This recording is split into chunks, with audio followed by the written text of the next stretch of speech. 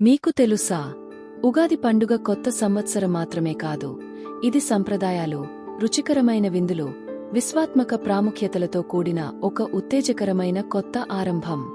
ఉగాది యొక్క ఆధ్యాత్మిక ప్రపంచంలోకి ప్రయాణిద్దాం. ఉగాది అనేది హిందూ చాంద్రమాన క్యాలెండర్లో మొదటి రోజు. చైత్రమాసం కొత్త సంవత్సరానికి ఆరంభంగా గుర్తించబడుతుంది.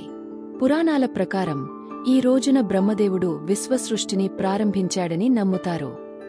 ప్రజలు సూర్యోదయానికి ముందే నిద్రలేచి, నూనె రాసుకుని స్నానం చేసి, కొత్త బట్టలు ధరిస్తారు. ఇది స్వచ్ఛత మరియు పునరుద్ధరణకు ప్రతీక. ఇళ్లను అందమైన ముగ్గులతో మరియు తాజా మామిడి తోరణాలతో అలంకరిస్తారు. ఇది శుభాన్ని ఆకర్షిస్తుందని నమ్ముతారు.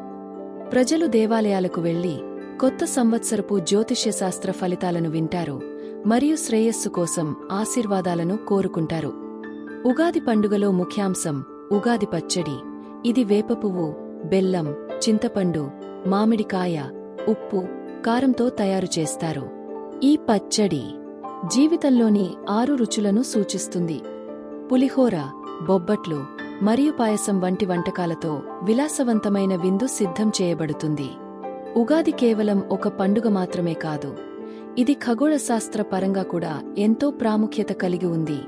ఇది సూర్యుడు మేషరాశిలోకి మారడాన్ని సూచిస్తుంది, కొత్త కాలచక్రాన్ని ప్రారంభిస్తుంది. ఉగాది పచ్చడిలోని 6 రుచుల మాదిరిగానే జీవితం భావోద్వేగాల సమ్మేళనమని ఉగాది మనకు బోధిస్తుంది.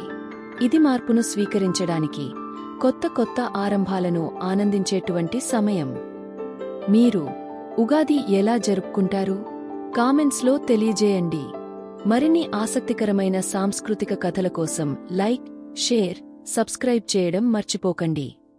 మీకు మరియు మీ కుటుంబ సభ్యులకు శ్రీ విశ్వవసునామ సంవత్సర శుభాకాంక్షలు.